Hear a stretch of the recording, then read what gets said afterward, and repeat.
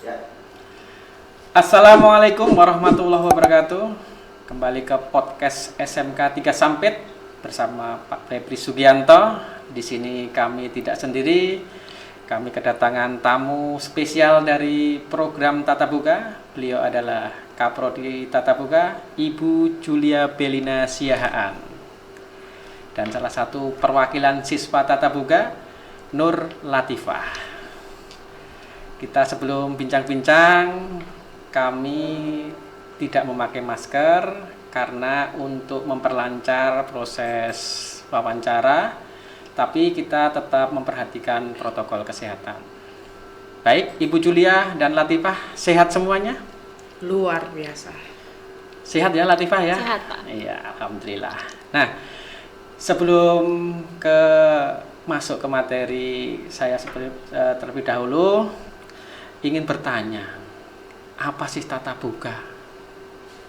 Ya, selamat pagi Pak Febri. Selamat pagi.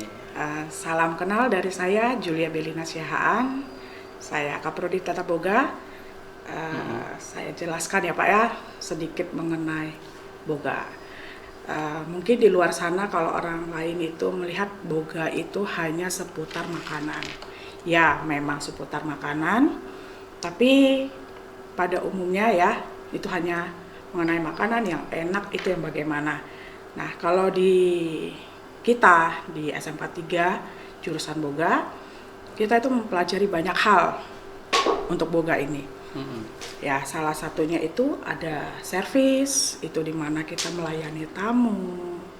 Ya, cara menghidangkan makanan, bagaimana yang baik, karena pada umumnya itu kan kalau makanan kita lihat menarik, pasti orang akan tertarik kan? Betul sekali. Kita jatuh cinta pada pandangan pertama. Yeah. Nah, gitu. Kalau soal rasa itu nomor 2. Rasa nomor 2. Tapi Rasa penting itu juga ya Bu ya? Pasti penting. Yeah. Tapi pada umumnya kita kan jatuh cinta pada pandangan pertamanya. Pada pandangan. Itu bagaimana cara menghidangkannya itu akan kita pelajari di sekolah kita ini. Terus kita juga harus tahu kesehatannya. Jadi makanan tidak hanya sekadar menghidangkan makanan itu aja, tapi kita harus tahu kadar gizi yang ada di dalam makanan itu. Jadi kita pelajari juga di situ.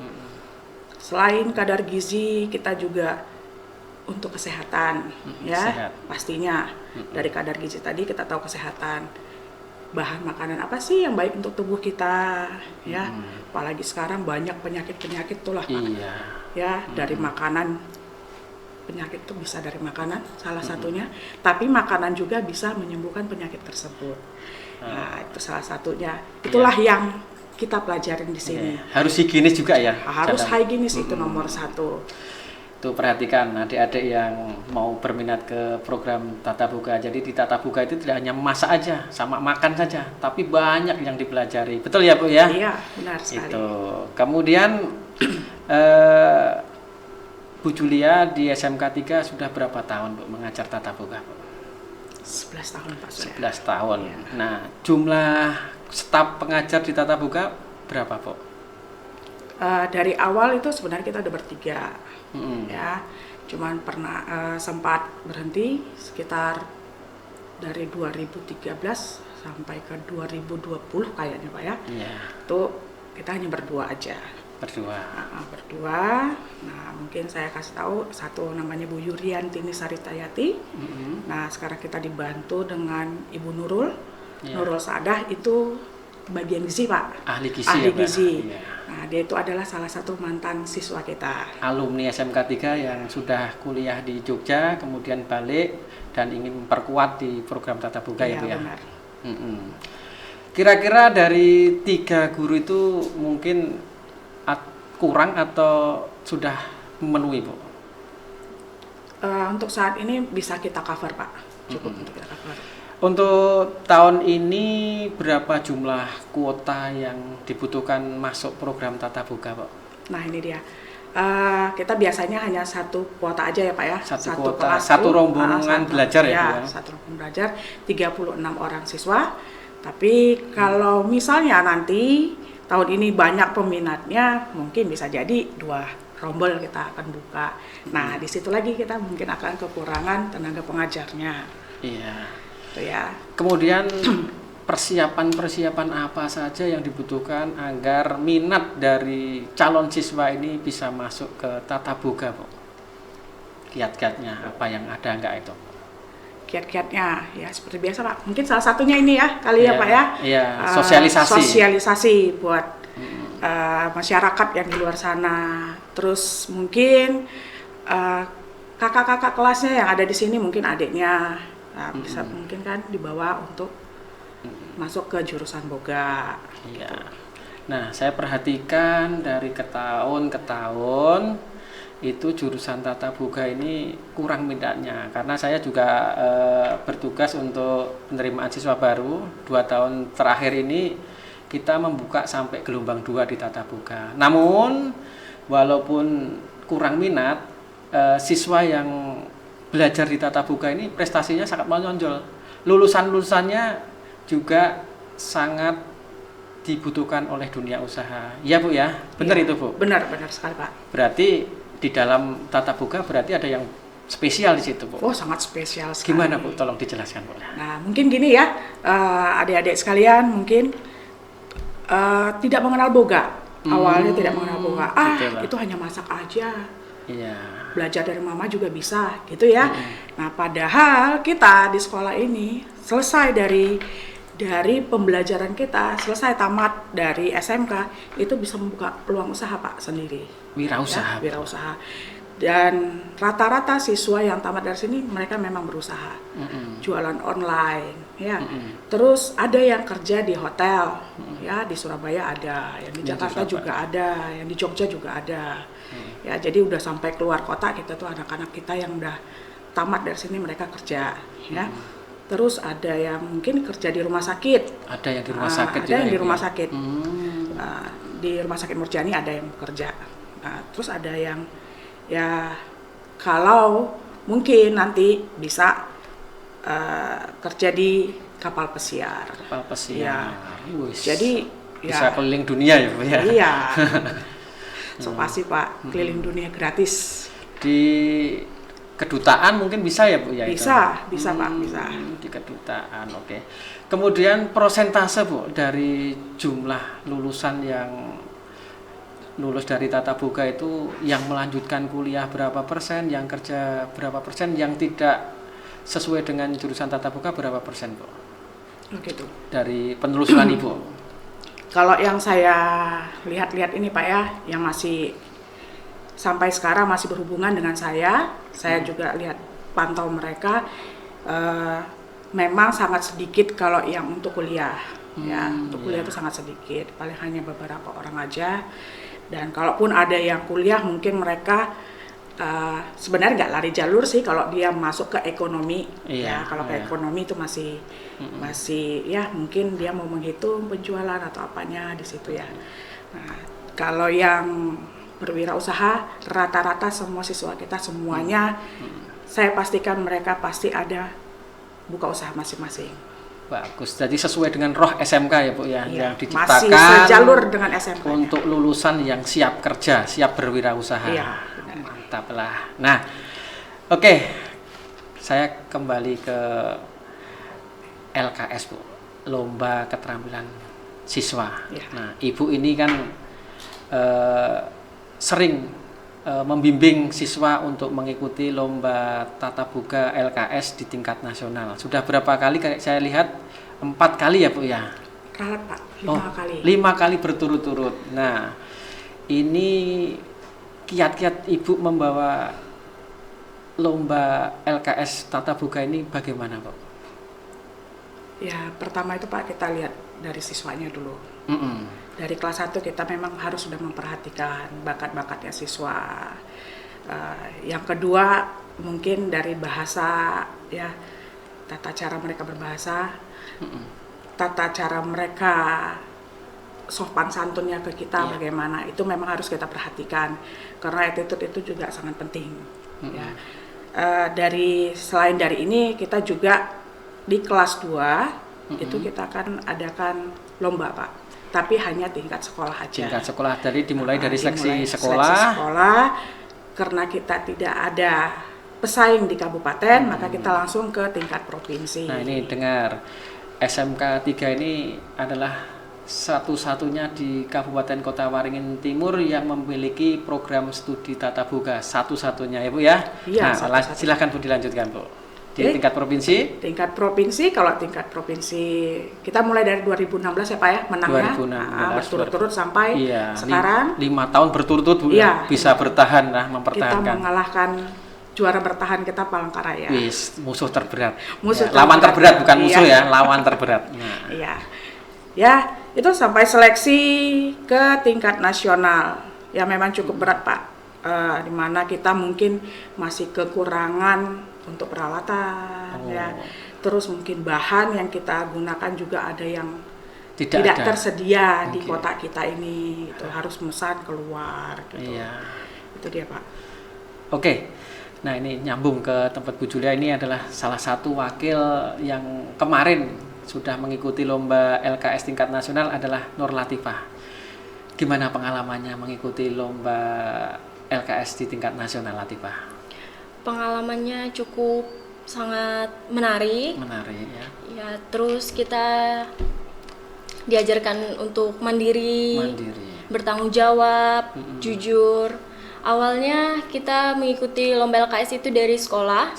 Dari satu kelas kita akan diseleksi terlebih dahulu, lalu kita akan dilanjutkan ke tingkat provinsi. Di mana tingkat provinsi itu kita hanya memiliki 3 kandidat. 3 kandidat. Dari mana? Dari Kapuas. Palangkaraya dan SMK 3 dari Sampit. Oh ya, kamu yang wakilnya ya? Iya Pak. Iya. Latifah. Nah, kemarin kan karena kita pandemi corona atau COVID-19, untuk perlombaan itu dilaksanakan dengan daring ya, atau online. Nah ini gimana menyikapi dengan lomba seperti ini? Kesulitan-kesulitan apa saja yang kamu temui saat lomba? Dari sejak perlombaan tingkat provinsi kita sudah melakukan secara daring. Di situ kita banyak mengalami kendala seperti kendala jaringan yang pastinya ya. Karena kita tidak bisa mengetahui dan tidak tahu pasti apakah jaringan itu akan lancar seterusnya atau kita akan dikendalakan dengan mati lampu. Jadi itu sangat mengganggu Pak. Sangat menghambat ya. Iya, menghambat Pak. Terus kita dikendalakan dengan bahannya. Terus peralatan Pak yang paling utama. Gimana peralatannya? Karena di sekolah kita ini cukup kurang peralatan untuk standar tingkat nasionalnya, jadi kita kekurangan peralatan ya. Yang tapi alhamdulillah walaupun kekurangan sedemikian rupa dari sinyal, dari peralatan, namun kamu tetap berprestasi ya.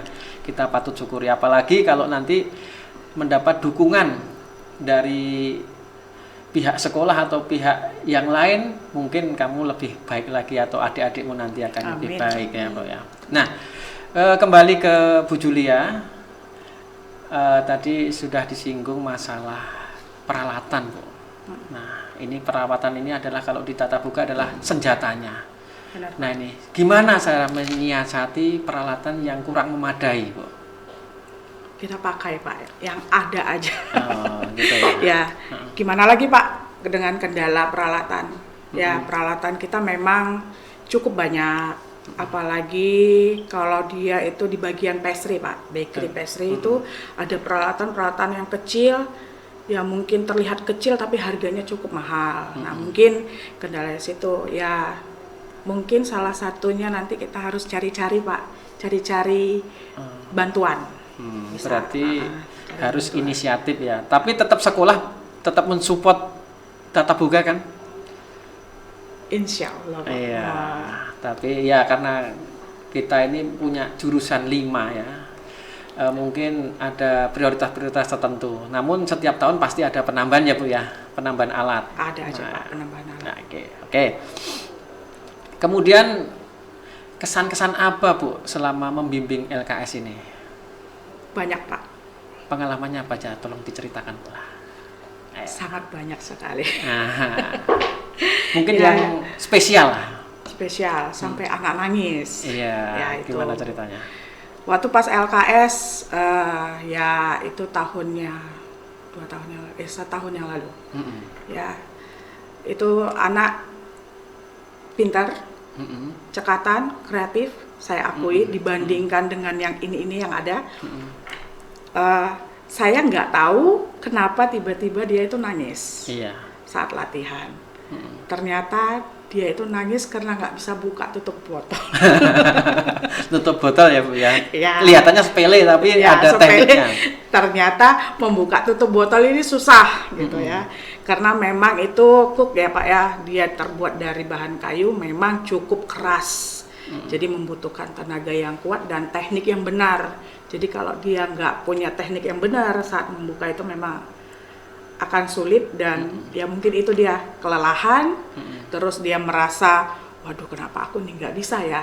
Nah mungkin disitulah dia merasa akhirnya menangis sendiri karena dia tidak bisa, itu aja sih. Nah disitulah kita memang harus memperhatikan siswa Pak. Bukan berarti kita memauin apa kemauan siswa, tapi paling tidak kita menjaga mood si anak. Jangan sampai down, jangan sampai si anak jadi ogah-ogahan, akhirnya LKS sudah di depan mata, anak tidak bisa apa-apa. Oh, itu dia. Yang jelas Ibu sudah keliling Indonesia ya Bu ya. Kota-kota apa aja yang sudah pernah dikunjungi di LKS yang menjadi tuan rumah itu Bu? Jogja sudah pernah. ke Lombok, ke mana lagi ya? Kalau tahun lalu seharusnya kalau tidak secara daring itu kita ke Kalimantan Selatan, Malang pernah ya Bu ya? ke Malang, Solo. Jadi itulah kalau nanti juara di tingkat nasional maka kita akan jalan-jalan ke tempat tuan rumah itu. Iya. Nah itu kemudian kembali ke Latifah. Nah kesan-kesan apa yang kamu dapat di LKS tingkat nasional? Untuk kesannya banyak sih Pak. Kita diajarkan bertanggung jawab. Enggak, maksudnya hasil yang kamu dapat di tingkat nasional. Untuk hasilnya sih kita Mungkin beasiswa atau apa? ada Pak. Untuk juara 1 sampai juara 3 itu akan dibeasiswai dari Trisakti, sepenuhnya dari Trisakti. Terus kita yang mengikutinya akan diberikan apresiasi dari pusat. Betul. Terus kita akan diberi sertifikat penghargaan untuk mengikuti lomba LKS tingkat nasional Pak. Ada semacam reward berupa uang pembinaan itu ada enggak? Ada Pak. Ada juga lah. Iya. Ya, itu jadi ini supaya ada kompetitif untuk adik-adikmu ya, supaya nanti bisa kamu menjadi toladan untuk adik-adikmu. Kembali ke Bu Julia. Ya. Gimana Bu? Gini Bu. Nah, harapan Ibu di program Tata Boga untuk meningkatkan mutu di SMK 3 ini apa Bu? Ya itu tadi Pak, harusnya ada dukungan baik dari rekan kerja. Iya. Ya kita harus solid juga, harus bisa juga mencari solusi bagaimana untuk meningkatkan pembelajaran di sekolah. Ya kalau saya bilang tertinggal ya tidak. Ya karena kita udah bisa melewati LKS ya. Kalau tertinggal enggak juga, tapi ada sih memang yang mungkin tidak tercapai dalam pembelajaran itu, apalagi di masa pandemik ini Pak. Hampir 1 tahun kita tidak belajar di sekolah. Belajar dari rumah. Belajar kita dari rumah, tapi tidak menutup kemungkinan anak-anak tetap praktek, tetap juga mereka bisa mengapresiasikan yang sudah mereka pelajari sebelum-sebelumnya. Nah, tapi ya diharap dia maklumin lah dengan keadaan pandemik ini. Gitu. Bu Julia, ya. Nah, adakah kemitraan atau kerjasama dengan dunia usaha ataupun dunia usaha sama dunia perkantoran atau apa? Itu ada nggak? Ada Pak. Mitra kita banyak di sini. Ada rumah sakit, ya Rumah Sakit Murjani, ada Aquarius, ada Hotel Vivo, ada Hotel Miton, ya Grand. Rata-rata seluruh hotel yang di Sampit kita masukin, Pak. Hasil apa yang didapat saat kemitraan itu, Bu? Banyak. Atau kerjasama dengan dunia usaha itu? Banyak sekali, Pak. Baik buat saya ataupun buat kita guru ya, Pak ya. Dengan siswa itu sangat banyak, Pak. Karena kita kan mengirimkan siswa kita untuk magang ke sana. PKL ya, Bu ya? Ya, PKL, magang. Nah, mereka itu membantu kita dalam hal praktek juga. Iya, karena Jadi di sana mungkin alat-alatnya lebih bagus terjun ya. secara langsung bagaimana mengolah makanan yang cukup banyak. Kalau kita kan di sini praktek kan paling hanya untuk 2-3 porsi aja kita olah, ya kan udah gitu berkelompok. Kalau di sana mereka memulai prepare dari awal sampai akhir itu harus bisa. Nah, itu salah satunya. Nah, salah satu ada lagi, Pak. Apa itu? Kalau anak-anak casual mereka akan mendapatkan uang. Oh, ya, mungkin saya Jadi menghasilkan profit ya, Pak. Menghasilkan dari sekolah. Jadi sebelum bekerja pun mereka atau sebelum tamat mereka sudah bisa menghasilkan. Mungkin saya awam masalah di tata boga. Nah, saya mau tanya, casual itu apa, Bu ya? Casual itu kita itu hampir sama dengan karyawan. Oh, sama Jadi karyawan. kita itu dipanggil sebagai mungkin kalau untuk yang boga itu biasanya di bagian kayak ada acara ya, event-event itu biasanya dipanggil untuk melayani tamu-tamu yang ada. Itu biasa itu di banket, namanya banket. Jadi mereka itu melayani tamu, misalnya ada acara pernikahan atau mungkin ada rapat kantor atau ya event lah ada. Jadi lumayan ya, Lumayan, dapat hasil di situ. dapat hasil, ya. Pak. Ya. Kembali ke Latifah. Nah, ini Latifah ini kelas 12, ini bentar lagi mau lulus ya. Iya, Pak. Nah, mungkin ada cita-cita atau apa yang Latifah akan melanjutkan kemana atau mau usaha? Silakan diceritakan, Latifah. Untuk sebenarnya sih saya pengen melanjutkan, Pak, Iya. melanjutkan ke jenjang yang lebih tinggi untuk di bidang jurusan tata boga. Tapi karena ada sesuatu hal, jadi untuk memungkinkan saya hanya akan melanjutkan bekerja saja, Pak. Bekerja dulu ya. Iya, bekerja Sudah punya gambaran mau bekerja di mana? Sudah ada panggilan mungkin? Kayaknya sudah ada, Pak. Oh, nah ini loh. Di tata boga ini belum lulus saja sudah ditawari pekerjaan. Jadi memang jurusannya sangat menjanjikan. Jadi jarang yang dari tata boga ini nganggur ya, Bu ya. Jarang, Pak. Jarang, Karena kan biasanya langsung kalau, diserap gitu ya. ya, Terakhir untuk Latifah, pesan untuk adik-adik yang mau belajar di tata boga apa? Untuk pesan untuk adik-adik yang ingin memasuki jurusan tata boga, lebih banyak meminati tata boga karena di jurusan tata boga itu bukan hanya sekedar memasak. Jurusan tata boga itu banyak dan sangat luas, Pak. Jadi kita diajarkan itu banyak hal juga. Kemudian Ibu untuk tata boga harapannya supaya minat anak ini sangat bertambah apa, Bu? ini mengajak ya, Pak ya. Iya, mengajak. Oke. Ya, buat adik-adik yang nanti akan masuk ke jurusan boga, tolong jangan pikirkan kalau boga itu hanya khusus memasak, tapi pikirkanlah ke depannya karena pada umumnya itu ya orang membutuhkan makan. Orang bekerja untuk makan, tapi dia bukan makan untuk bekerja. Ya, Bagus dan sekali nih. uang yang dihasilkan 70% itu lebih banyak untuk kemakanan dibandingkan dengan yang lain.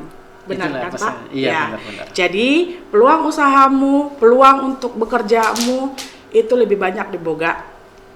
Tidak saya bilang di tempat yang lain tidak, tapi untuk peluang yang menjanjikan, yang cukup sangat menjanjikan. Dan mungkin, bukan mungkin, saya lihat juga banyak di bidang-bidang yang lain yang dia sekolah mungkin busana, ngambil jurusan busana, multimedia. Rupa-rupanya setelah tamat dia beralih ke jualan online makanan malah. Ya, itu biasanya banyak seperti itu, Pak. Iya. Ya, jadi peluang usaha yang paling menjanjikan itu adalah di Boga. Iya. Kalau kita magang, selesai magang itu juga kalau prestasi kita baik, itu pasti akan direkrut oleh tempat Mereka usaha magang. itu. Ya, itu salah satunya. Dan kalau kita juga memiliki kepintaran yang lebih, memiliki bahasa juga yang berlebih, ya misalnya dia memiliki bahasa Inggris, bahasa Jerman gitu ya.